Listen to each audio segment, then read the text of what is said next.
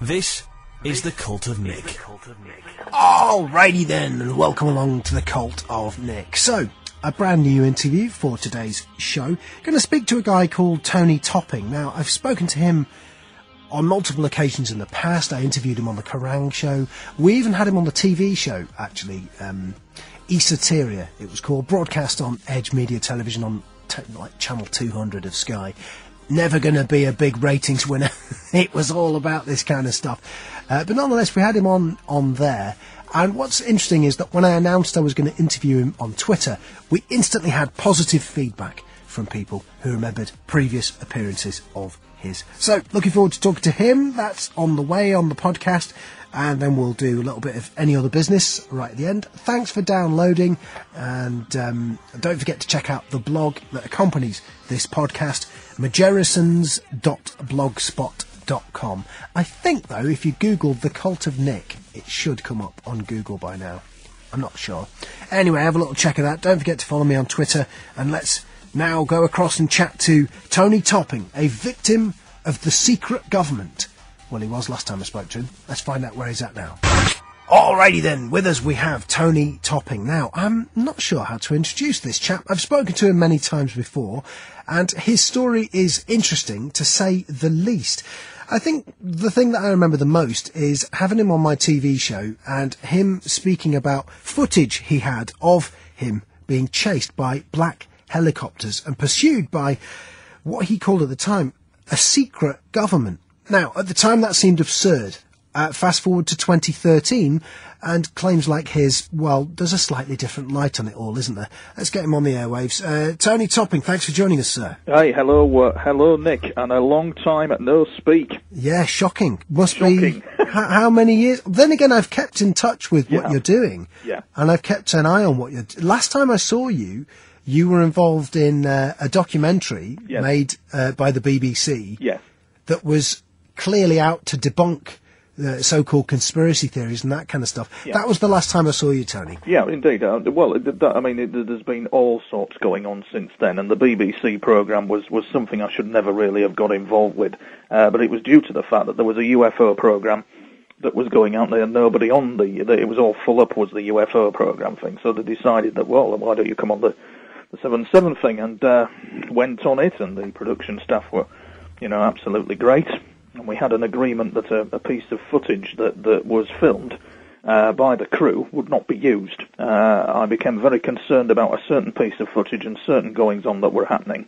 And I was told that it wouldn't be used. The cameraman spent 2 hours in my company because he was a bit concerned about me, because it really, really had a big impact on me. I've changed my mind slightly on the conspiracies regarding 7/7, it does have to be said.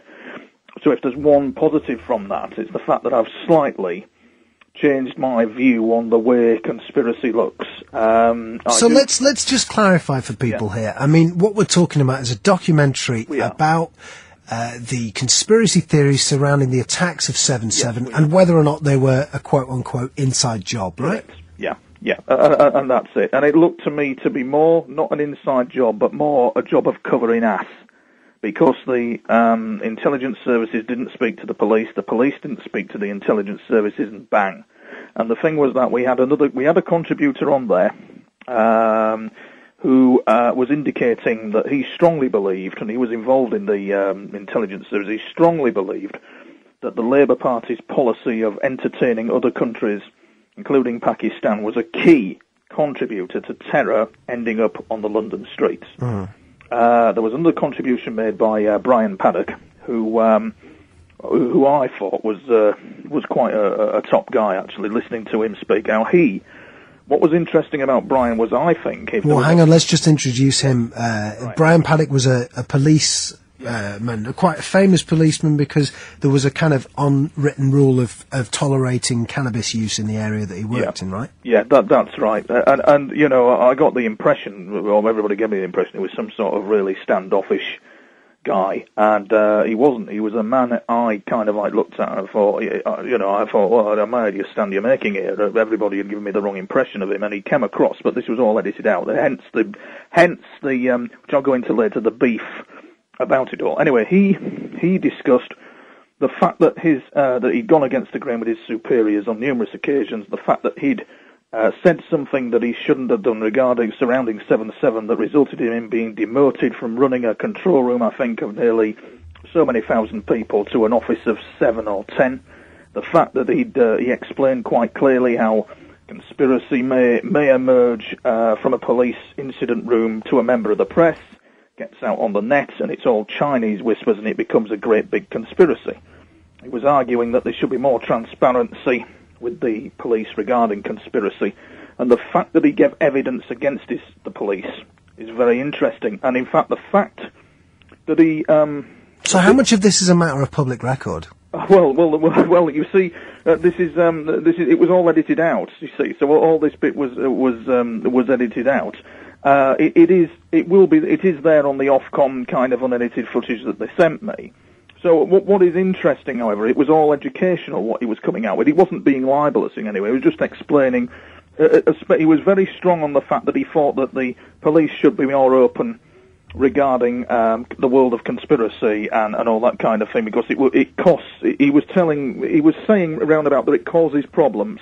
If he's the guy on the spot who's running an incident and he's got people being attacked and terrorized, it causes problems, and so that's what he was saying. Now that was all edited out, and instead the production crew spent 6 minutes of their time following me round like an idiot. It was a bizarre stalking with a camera, Nick, and I'm not happy about it. I was not happy about it. And then they used this piece of footage, which was an argument on a bus. And what happened was that they portrayed, this is in the public domain, Nick, they portrayed me as being a conspiracy theorist, and then edited it all together to make me look as stupid as possible, when in fact the argument on the bus erupted because I was arguing for an independent inquiry for the victims. Well, hang on a minute. I mean, is this... I don't know even if I've seen this TV show or not. I've read your account of it. Yes. There was one where I think they had Charlie Veitch, who's quite... Yes, it's the same... It's the same ilk, it's the same thing, so it's the But it's not you weren't in the same episode, were you? No, I wasn't. That was to do with 9/11, which oddly enough I didn't actually see that one. Now, for people who are new to the subculture here, yeah. the one important thing to explain is that if you commit to the point of view that 9/11 is an inside job, yes, or you commit to the point of view that 7/7 is an inside job, yes, neither of which I've ever committed to, but yes. I've even gotten into trouble for just shrugging my shoulders and saying I don't know what happened. And that's it, yeah. And in mainstream media, you say that and people get very upset about even that. But the point is, this guy, he stepped away from the 9/11 truth movement, as they're called, and he was vilified as a consequence. He was viciously, verbally attacked. Yes. And I guess they were probably searching for a similar scene with your documentary now. I think that's probably a very good perception of what went on, especially when I was reassured by the director that the footage would not be used. And the footage was used, and it was libelous. It was defamatory, actually. It was purely defamatory, and the fact that key content was edited out completely. Well, to clarify, in your opinion, that would be the case? Yes, in my opinion, key content was edited out completely in order to pursue me. It was like the Tony and the other contributor I was arguing with. It was like the Follow Them show. It was like a reality TV show. It was bizarre. It was disturbing to watch. And I found that I made a complaint to Ofcom, and that became a bit dodgy as well, because Ofcom became extremely biased, as if there was nothing wrong, as if nothing happened. And I felt very strongly that what had happened was wrong. It was not right. And an Ofcom said, oh, no, that's not correct. So the argument became with Ofcom. Right, well, I said to Ofcom, you're biased. Obviously you're biased to the BBC. Obviously you're biased to the other party. I'm pulling out of my complaint. And then I emailed off a letter to the BBC management saying that I was very, very concerned about all this. I'm pulling out of my complaint. This is not good enough, and obviously there's going to be no justice as me as a licence payer or a member of the public to be treated in this way is not on. So the BBC management, the controller of BBC Three... Well, be careful we don't name people here, because yes, of course, they're not here to defend themselves. No, of course he isn't. But as I said, it could be wrong, it could be contradictory, I have no idea. But basically what happened then is that I got an email back just to indicate that yes, we're very concerned, really, really concerned. We'll look into the matter. Let us see what Ofcom have to say. And so what shocked me then, Nick, was telling me that they were concerned, while at the same time making a representation to Ofcom to push in such a way that Ofcom procedures had been breached and my complaint must continue to be pursued by Ofcom. So we had a scenario where they're saying to me, I believe, oh yes, we agree, we're very concerned about this, while turning round to Ofcom, I believe, and saying to them, oh, no, we can't have him withdrawing his complaint, you must push ahead, because the complaint would go in their favour, Nick, and they knew this. Well, I wonder, the last thing I want to do with this podcast is endanger any of that legally, so we'll get some advice on what we can and can't put out, because I wouldn't want to compromise it. But suffice it to say, if this becomes the edit point, and we miss out the last 5 minutes or whatever it is, suffice it to say, you ain't happy, and you felt like you were involved in a reality TV show rather than a serious documentary. And I'll tell you this, I've seen these things. This is why I haven't watched it. I've watched some of these programs you're talking about, and the series in question strikes me as a reality TV series in the sense that you describe. And secondly, I was amazed to see Andrew Maxwell is the main presenter. Yes. And I filed an article about this on the website disinfo.com, where he said that he was there to debunk. And as I recall, I've even seen him saying that he's got this point of view and he's pushing this point of view, that it's all nonsense. And for me, that's pretty absurd. It's as absurd as going the other way and saying every conspiracy is true. It seems as strange to me to go every conspiracy is not true. And, I would respectfully suggest to the BBC, who actually in the time me and you have not spoken, I've done a little bit of work for them here and there, I would respectfully suggest to them that maybe they inquire in a more journalistic manner and actually try and get to the bottom of these things. You see, at the end of the day, what is disappointing about the BBC is that when they make some stuff. I mean, John Sweeney did something on Belarus and the intelligence services torturing people in Belarus due to a bombing that happened on one of their underground systems. And it was a stunning journalistic piece. And then there was another one called Operation Gladio, what BBC Two did in 1990, which was about NATO and stay-behind operations and false flag operations. So they do these super documentaries, and then they end up doing what I believe is a reality TV thing centered around 7/7, 9/11, whatever, and it just doesn't sit comfortable with me. I learnt a lot, Nick, from it. I learnt a lot about what I really want out of all this. It's tricky. I mean, having been approached by big names about some stuff, turning it down really goes through you, and no one ever believes you when you explain some of the things that have been pitched to you. But sometimes it has to happen all the time. It depends. It depends on your situation. I mean, you, of course, you're doing your own radio show and stuff now. Well, that's it. You see, I mean, I do my own radio show. I have sent a production company on the way because they wanted to cook me up, and I'm not having that. I've reached a standard, Nick, where I know what I want, and I've reached a standard whereby it's not about look at me anymore. It's about something I want to do that I can sit back and be proud of and say, that's about roughly what I want to communicate. It's about, my life, my experiences, what happened to me. I did something for Channel 5 last week, and they were absolutely super. I've done stuff for This Morning, super. But, the Channel 5 people, they knew I was serious about what I did. Unfortunately, I was delayed slightly on the train, so they had to cut it and edit it. But the journalist there fully appreciated that I was very serious about what I was talking about. Well, I tell you what, Tony, you've become one of the go-to guys in the UK when they want comment on this kind of stuff. I'm glad to have played my part in that. And what I want you to do is just lay it out for people. What is going on as far as Tony Topping's concerned? Spread the message. Let's hear it. Well, we're putting all that behind us, Nick, with the BBC, etc., and letting it all go, because it has to be let go of, I think. The basic gist of it is, 1999, we had a UFO come in over my house, and it illuminated a TV antenna, and that went for image analysis. Quite hilarious to hear the recent thing that I did on This Morning with Dr. Chris French, who said that it was a plane, but the bloody thing reversed. So it had reverse gears on it, basically. It was quite funny to watch his reaction. But anyway, this UFO comes in, and it illuminates a TV antenna, and this happened in 1999. We sent it off for image analysis, and the image analysis confirmed by a guy who was a special effects director on one of the Jurassic Park movies. He was very happy to say that it was a UFO. He managed to get the colour of its strobe sequence, which wasn't Civil Aviation Authority.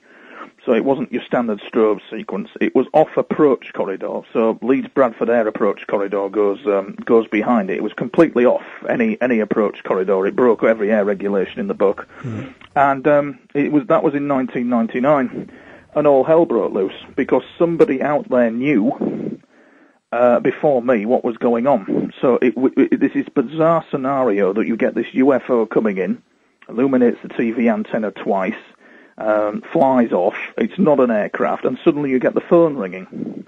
Suddenly you get people following you in pubs. Suddenly you get this bizarre incident with an unmarked helicopter, and it was bizarre. It still causes much discussion, whereby this helicopter just appeared over a rooftop and filmed me. And it was green, it was unmarked, and it broke once again every air regulation in the book because he swung it round and he hovered above a lamppost in the middle of a road junction. It was like something out of a Jason Bourne film. The thing's bristling with camera gear. There are fishermen across the riverbanks stood up with their hands on their hips, wondering what's going on. There are cars tooting the horn. There's me filming him. He's filming me. Or is it she? I have no idea. And the thing then climbs and swings off to my right. And it is bristling with camera gear, and I had that analysed by Jane's Defence Weekly, and they indicated that the helicopter that filmed me was an AS-550 or an AS-555 helicopter, Eurocopter, and they're very rare in that they're not issued to British forces. British forces don't really use them, from what they told me. So that's what it was. And we then had a guy who was a Lynx helicopter pilot take a look at it, and he was astounded by the fact that it had a winch on it.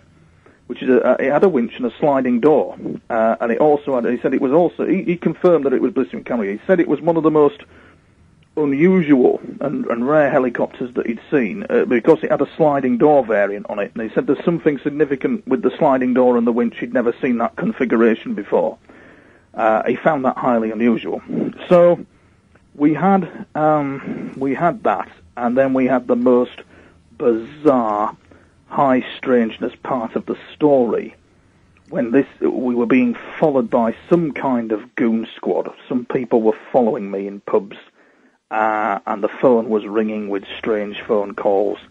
And I was hang on, Tony, sorry to interrupt, but can you describe these guys to us? What do they look like? Well, they'd look like me and you, Nick. You walk into a bar. One of them did, actually. One of them walked into a pub, and he ordered a drink with his sidekick, and it was just surreal how you managed to. I cannot even begin to explain how I knew that it was him, other than the fact that I was constantly having dreams about this particular man, and the fact that I was having phone calls that were giving references to situations and the harassment they were doing.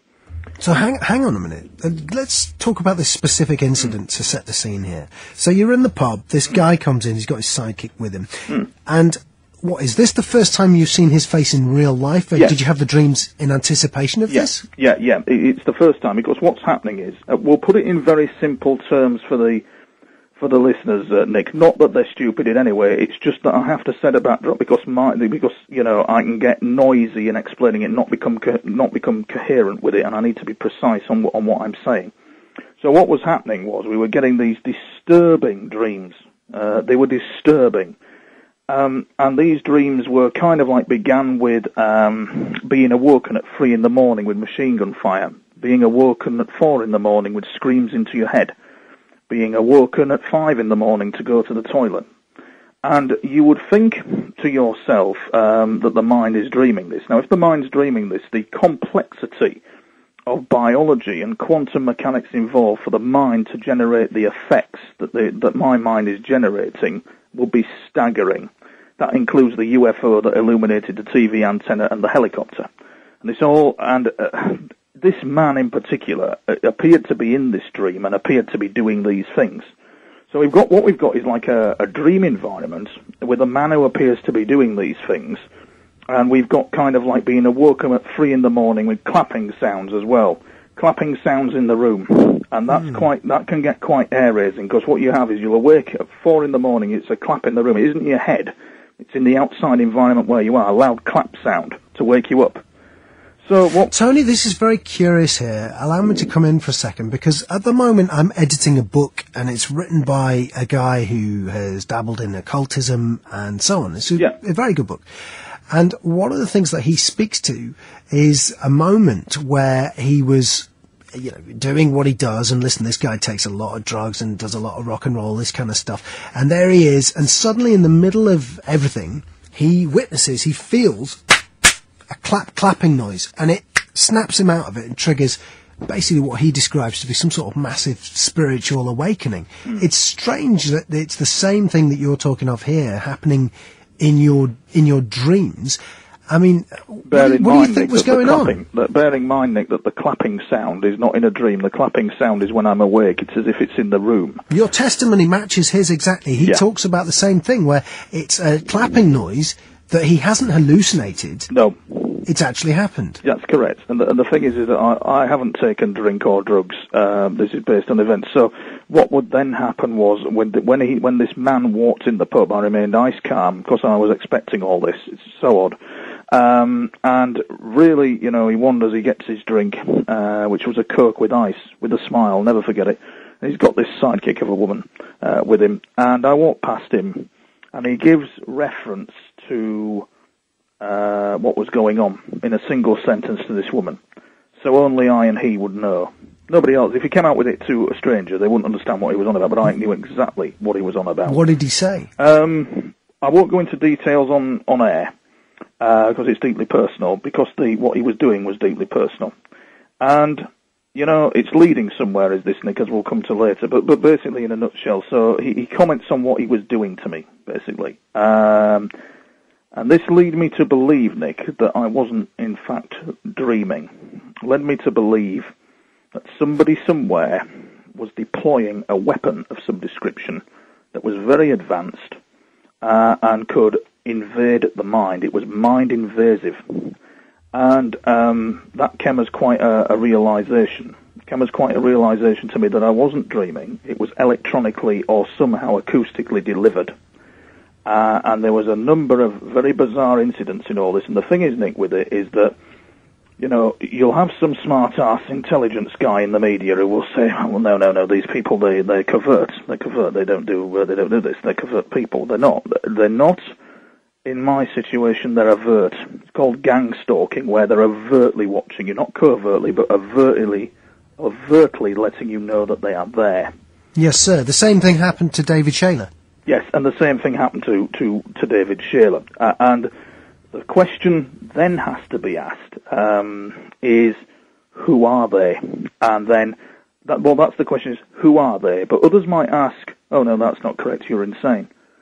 So do you see the gauntlet I'm running here, Nick? Dude, I was about to come to that. I mean, we'll get to that in a minute, but let's for the moment just deal with the raw data that you're giving us, and then we'll get to the obvious questions about, you must have worried about whether or not you're losing your mind with this stuff, because it's on the edge. Yeah. So what we're talking about is when you're hearing these clap noises or any of that stuff, is it accompanied by any physical pain? It's more of a constant mental exhaustion. So it's just keeping you in a state of living, but only just kind of thing. Because you're talking about mind weapons that are projecting dreams into your head. Yes, you're talking about some kind of mind weapon that's manipulating the cerebral cortex. I'll give you one incident, Nick. In January 2001, and this man was involved in it. And in January 2001, I was fast asleep. And it's quite staggering how to describe this to you, but I was fast asleep. January 2001 it was, and I'm asleep. And it's 3 in the morning, and I have this wonderful dream about being in a church, this bizarre dream of being in a church, and suddenly, all of a sudden, I'm presented with this kind of situation that it's like synthetically delivered. So what happens is that the dream becomes tangible. It's as if certain parts of the brain are manipulated and switched on or off, so it looks as real as if I'm talking to you now, but you're dreaming. And that's it's more than just a dream, is this. It's nasty stuff. And then what we had is like this. Well, can I just come in here? I want to get back to the guy in the pub in a minute, but I just want to mention to you about this. On the podcast, we've been looking at lucid dreaming. Yes. Where you are awake within the dream. You're conscious, you can think in the kind of ordinary way, but you're actually locked into a dream world. Yeah. Do you think that some of this stuff, that's what we're talking about here? Yeah, it's some form of a very advanced technology that is being used, which I would say over the years, Nick, I've learnt to discover that it's probably like the movie Inception. It's the kind of weaponry that they're testing is some sort of zero evidence weapons platform. There's no way of proving it.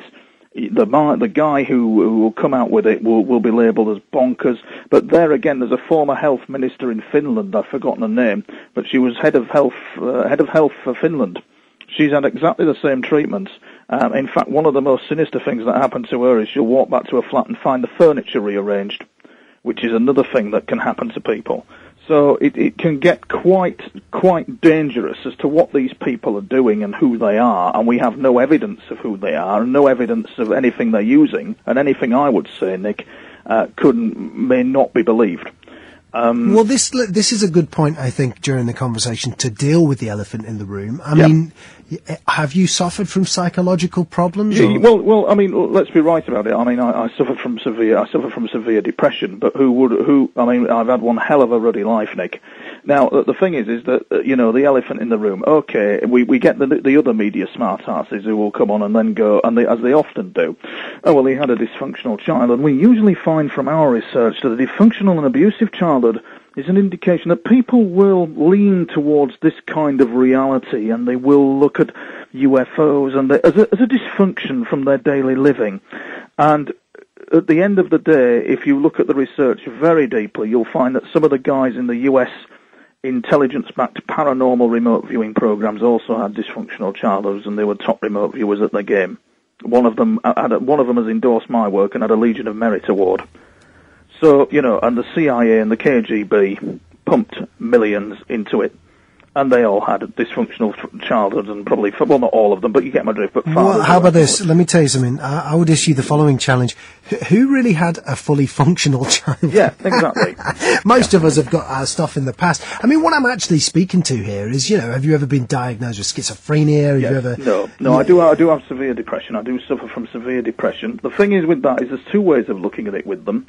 Because of the kind of background that I have, and because of the fact that I've had one hell of a life, Nick. I mean, I've had one hell of a life that hasn't really been fortunate for me. There's two ways of looking at this. You could either say, well, he's bonkers, or you could either say that I match an ideal victimology for them to do their work on me. I could be ideal for them to do whatever they've been doing. Well, my take on this stuff, not that it's that relevant, is that I don't know what's happening. And I find that these points of view, and certainly some of the conversations you and I have had, they force me outside of my reality tunnel, and they force me to consider things in a different light. So let's tackle this. You're saying this guy comes into the room, and this was a dream, or this was in the real world? Yeah, so it's a dream that we're having, and it's in a church. The dream is in a church. And what? Oh, I mean, when he was in the pub. Sorry, he comes in the pub and he says something to someone. That's where I was up to. With the story there. So he says something. He says something to me that's relevant to what has been going on, which confirms the fact that it confirms the fact that a physical, intelligent human force is behind the delivery of these dreams. That's what it confirms to me. It doesn't confirm I'm dreaming, Nick. It confirms that there's some kind of technology involved. And it was bizarre in the extreme because he had a woman with him. And the woman walked out of the woman said to him, "Why isn't Anthony speaking to us?" Now, I'm known as a Tony. People who really know me family-wise call me an Anthony. She said, "Why isn't Anthony speaking to us?" And he said, "I don't know, come on, let's go." And he had vehicle keys on him. So he was in driving distance as well. Now, is this happening in a dream or it's real life, Nick. No, it's real. I'm in the pub, mate. No. This is real life. This is real life. And I was more worried that he might come in the toilet. I was more worried that he might follow me in. That's what I was worried about, because he was a tall guy, and he the situation just was not right.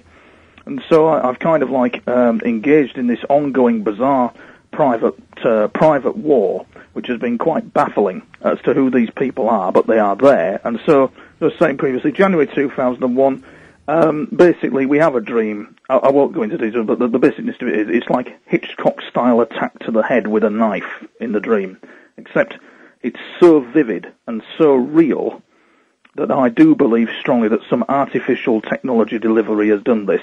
So it's not me dreaming, it's somebody who's delivering it artificially as a weapon system. And I believe that it was being tested on me. This coupled with, in the middle of all this, UFOs turning up on my doorstep. Because they would probably be the first to know, these UFOs, if they do exist, that something like this would be going on. So, it's led me down a road of tiredness and constant battle to try and find. I left my job, I lost my father, and what was horrendous about that, Nick, is that 3 days after he departed, I was battered again, really was battered. And it's like, what happened this time, it was like a synthetic effect of the room collapsing in around you. Now, I believe strongly that I'm not dreaming that. It's too vivid, it's too tangible.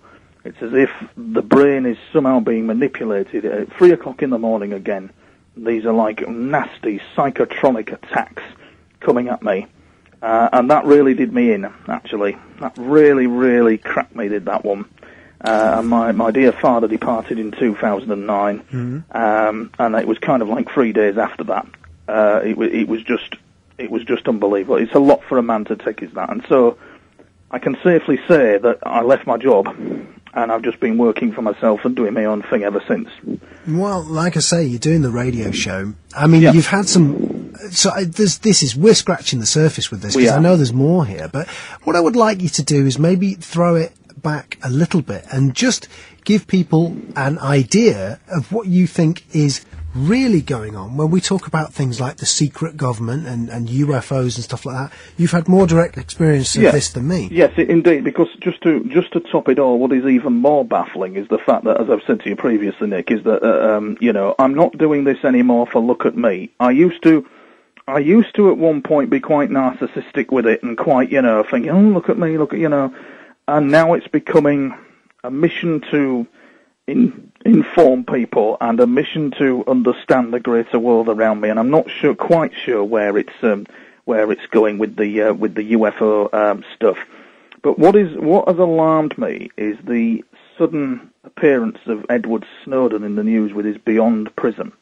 I've written an article called Beyond Prism, but what he's presented obviously is PRISM, which is the National Security Agency and other intelligence agencies gathering data on people. Hacking into fibre optic cables. For anyone who's not followed the story, it is mind-blowing. And as I've said before, I jump outside of the box. I speak to people like your good self, Tony, and I don't necessarily hold with all your conclusions, but I speak with people like yourself, David Icke, and so on. Yeah. And you're out on the outer fringes. We are. And less so than you were 5 years ago, 10 years ago. And it's dangerous work, Nick. It's not fluffy. It's not kind of it can get hair raising. Yes, sir. That's why it seems absurd to make a reality TV show about it. But that to one side. The point is, it's seeming less odd, some of the things that you and I have spoken about in the past, when the mainstream media, for want of a better term, is reporting upon things like PRISM and so on, as you say. So with Snowden, go on, give us your take on this. So what happens is with Snowden is obviously he's put up the fact that PRISM has been, we're monitoring and intercepting phone calls. It's actually really probably been going on for years. It's nothing new that, for example, GCHQ would be hacking into everything. But what is interesting or alarming, as a side comment, is I've ended up studying espionage matters to understand what was going on. I ended up having to study intelligence matters as well as UFOs to understand the structure of what was going on. And I know that Britain's IT infrastructure is run by a Chinese company that has links to their security services. And the concern was raised by the intelligence services to ministers that if things go bang with them, they have the capability to shut us off. That's gone all buried under the carpet. Not sure where that's gone. Yes, sir. I saw that reported in the mainstream media. I can't remember the exact... well, it's probably best that we don't remember all the exact names. No, and so on, but it's worth Googling. Yeah, exactly. So what you've got is this, we're here to protect you, we're here to keep you safe with these phone call interceptions. It's to keep you safe from terrorism. The baffling thing about that is, of course, if that was the case, then why didn't GCHQ intercept Breivik?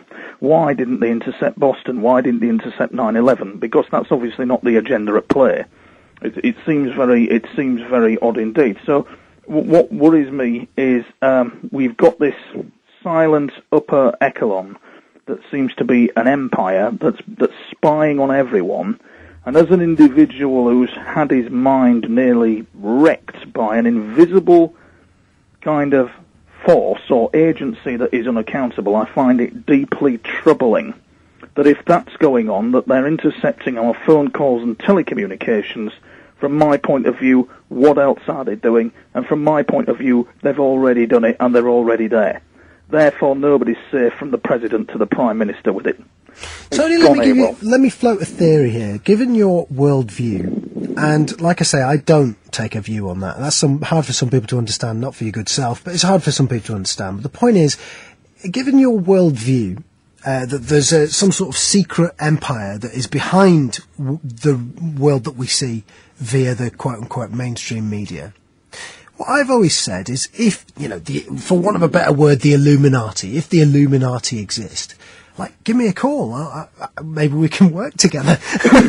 Yeah. But, and joking aside, have you never considered that? If you feel that that's what's happening, that they're using you as an experiment, and so on, would you not cooperate with them were they to present themselves? Well, the Illuminati are, of course, a secret society documented throughout history. I was speaking to a gentleman the other day who was a 32nd degree Freemason, and he was involved in the the Scottish Rite, one of them Freemasonic ones anyway. And what, as he said, what would happen with it, Nick, is that what would happen here is that it would be like being in a big boys' club at first. He had a very responsible job.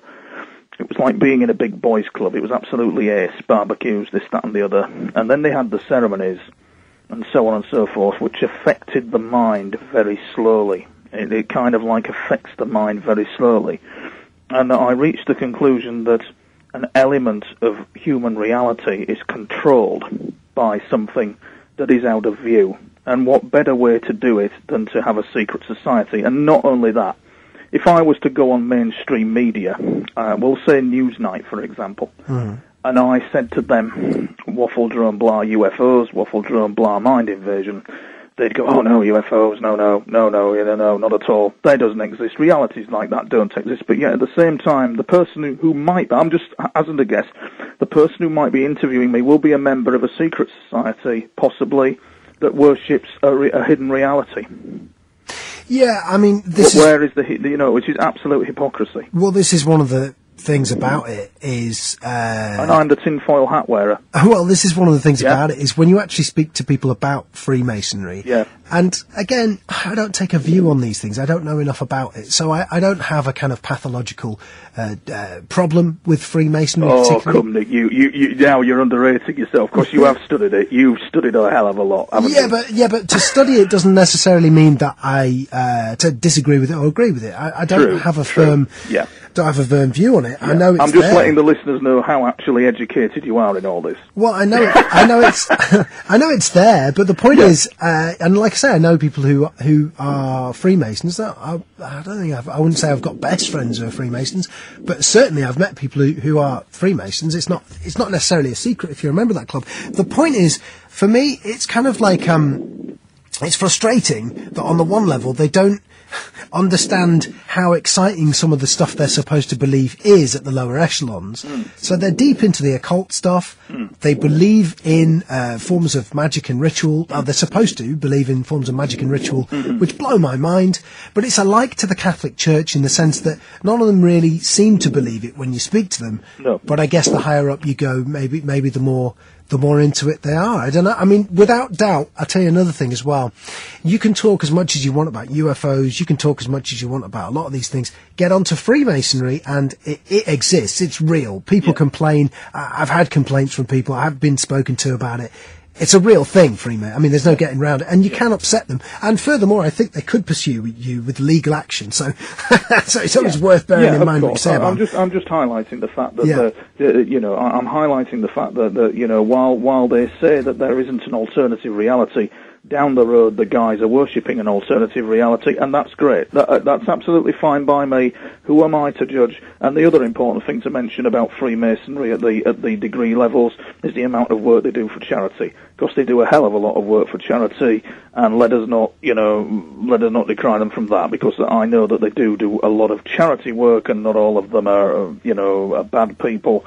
I don't think that at all. My point is... But it's, Tony, me and you both agree, I think, that it's absurd to pretend they don't exist and they're not powerful. Correct. It's absurd to suggest that. Therefore, it is also absurd to suggest that those very people would suggest that no such alternative realities exist when they clearly do.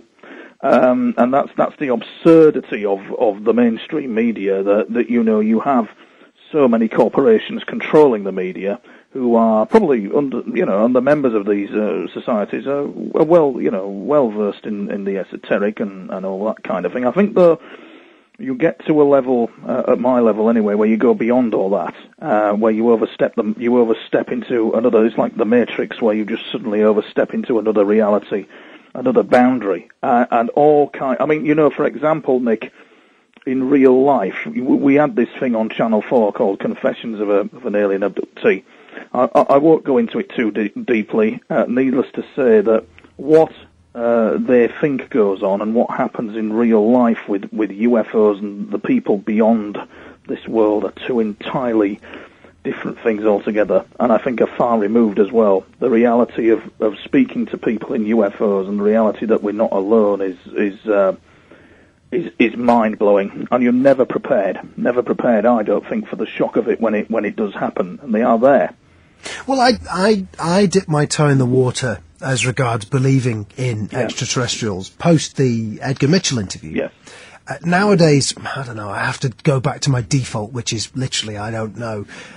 But I'll tell you one thing that I've always found interesting and that I enjoyed about the program you're talking about. By the way, listeners to the podcast can find an article I filed on Disinfo about that on disinfo.com. And it was featuring a group called AMAC, who we might feature on the podcast soon. I've been talking to them about that offline, so to speak. Point is, for me, a lot of the extraterrestrial encounters that I've spoken, to, and people I've spoken to about it, it's all a little bit too not alien enough, right? What I enjoyed about the AMAC program is that they really are far out. I mean, there was one scene where a woman said eating KFC brings on an abduction. Now that sounds absurd, but at the same time, you think, well, if we're talking about something that is alien, why would they turn up in a petrol-driven flying saucer, right, with a very human-like appearance, 2 arms, 2 legs, and a very human-like curiosity with sexual organs and so on and so forth, whereas when you get to some of the more, for me, convincing alien experiences, they are similar to like what you're talking about, where we're talking about thoughts, literally intelligence in its raw form, communicating with people and so on. You're talking about that, Nick, and you're also talking about parallel universes and future. And that is something that is an elephant in the room, because, what could be really mind-blowing for your listeners is to understand that parallel, from UFO contacts, all kinds of, with liaison with these UFO occupants, whoever they may be, all kinds of freaky things happen. You just seem to be crossing timelines, and you seem to be, we're going really sci-fi now, but you seem to be crossing timelines, and you seem to be crossing into one realm that is the afterlife, into another realm which is their realm, and back again.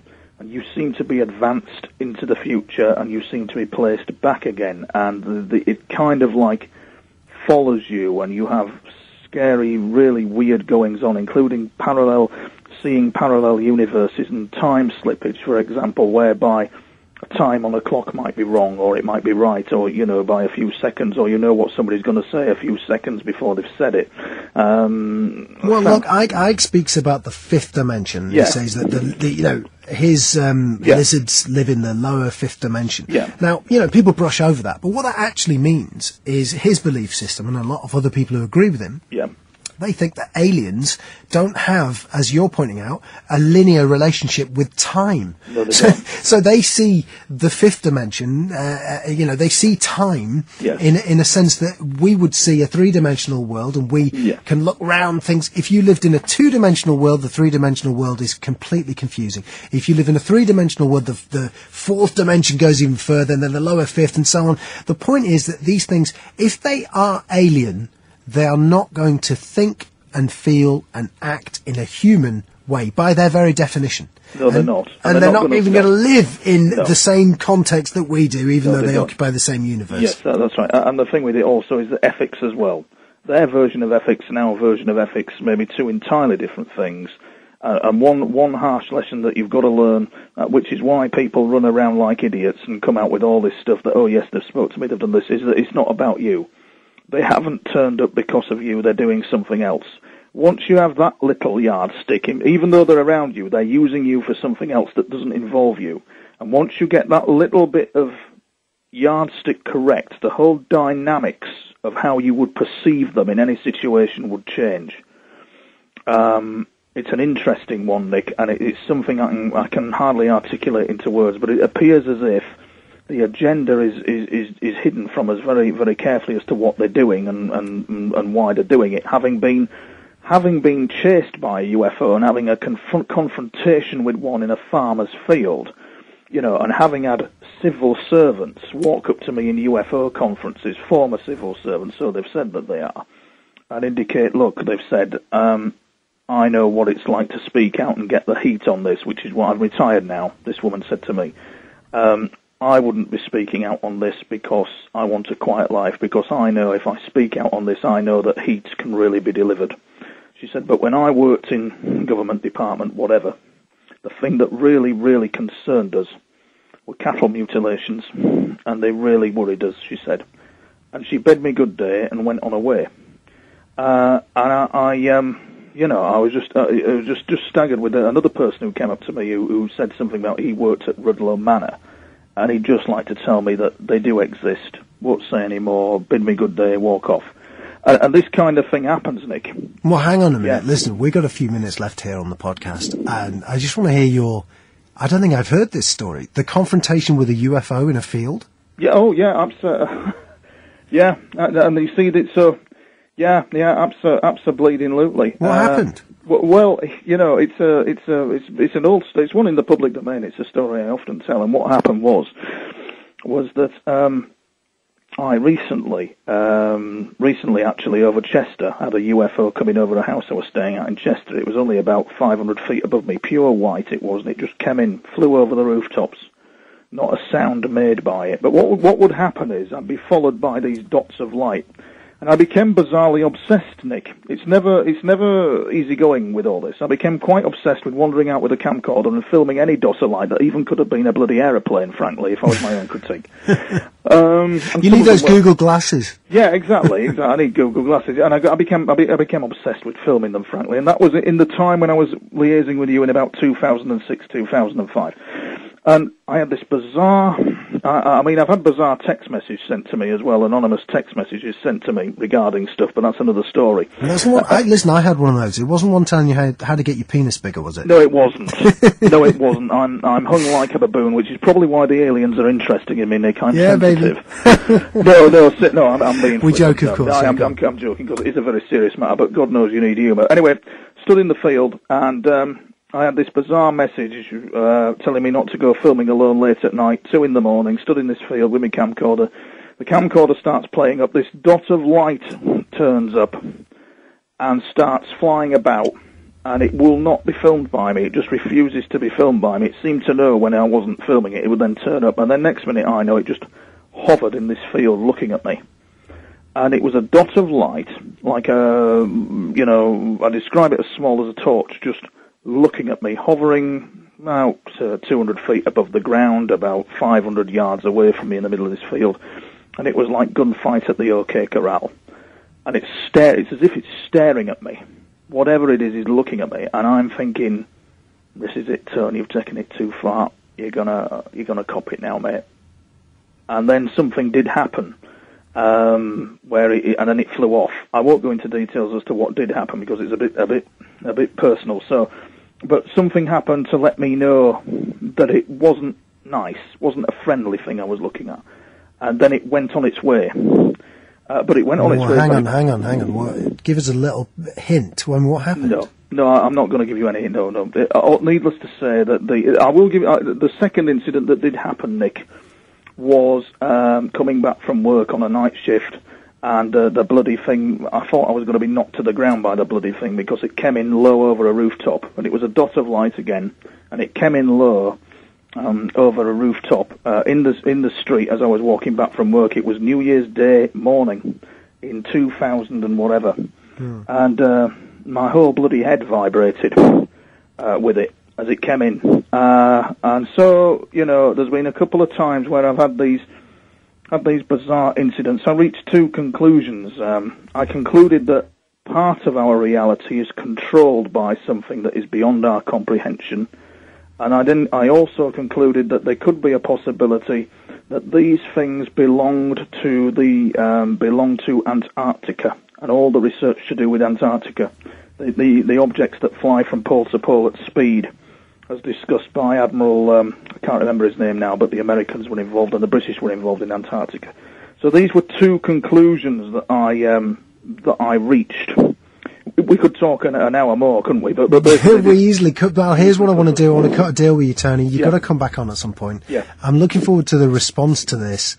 I mean, it is mind-blowing stuff. And like I say, I don't know where to place with it. I mean, the first theory you're talking about there, that does tie into Gnosticism to a certain amount. Maybe that's one area. And then the other one, the physical thing, the idea they come from Antarctica, that was the testimony that Edgar Mitchell went with as well. A large number of people believe that. I want people to know about your radio show, how they can listen to it. Yeah, okay. Tell us all about it. Yeah, okay. Well, if you go to my YouTube channel, if you go to tonytopping.co.uk, you'll just simply find all the clips of my radio show up there. We're in between platforms at the moment. We're trying to sort another broadcasting platform out.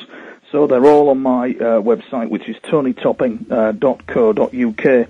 And it explains, all that website explains everything that's gone on with me, all my interviews with the media about everything.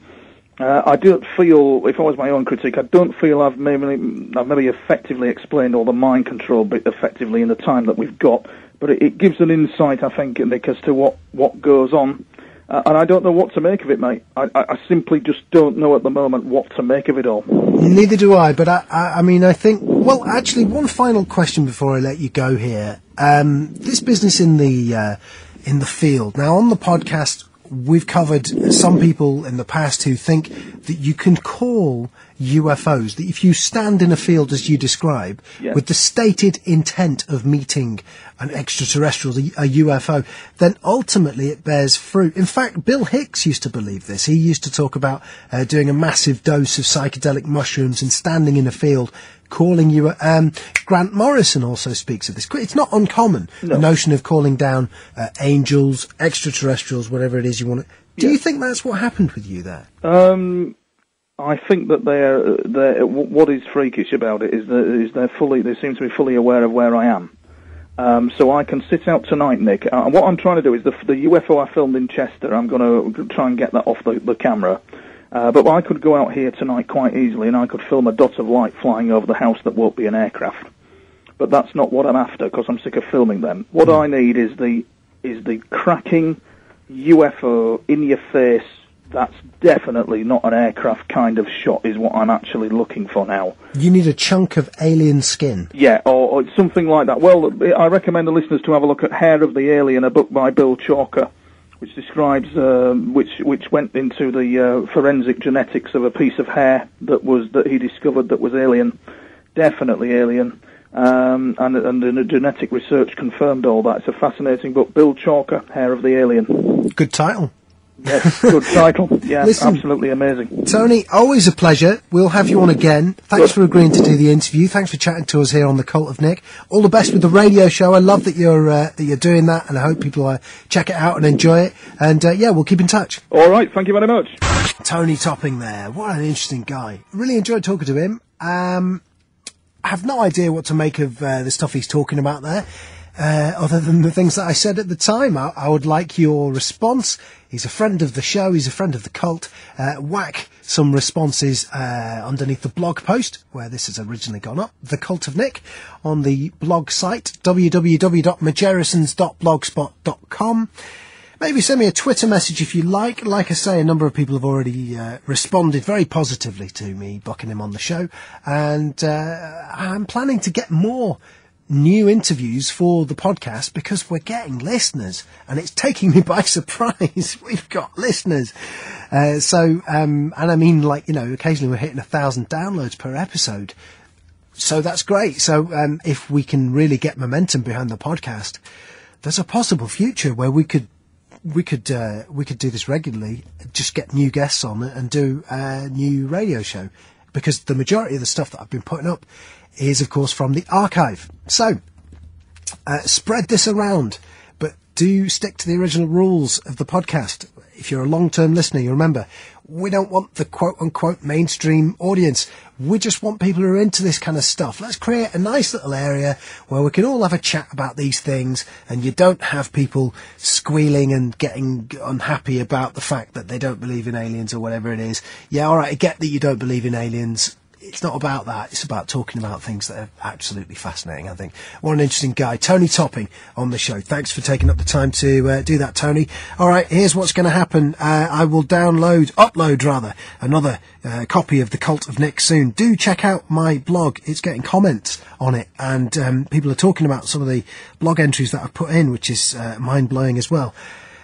I veer between massive optimism as regards the internet and total despair as regards the industry that I work in at the moment. The radio industry, the commercial media industry, is facing a lot of problems at the moment. The internet offers the possibility to people who do the kind of job that I do of having a global, worldwide audience. So it's strange. I'm sort of locked between a very exciting possible future where we can do a podcast like this that's unbounded as regards what we can talk about, mind-blowing, and on the other hand, an industry that has fed me and housed me and so on, just having massive financial problems and having a lot of friends of mine who are losing jobs and so on and so forth. So it looks like we're jumping between the sort of two tectonic plates of... listen, I can rant on about... I'm not going to rant on about this. If you want to know what I'm talking about, have a look at the Articulating the Global Awakening podcast that we did, I think, last week. See you next Tuesday.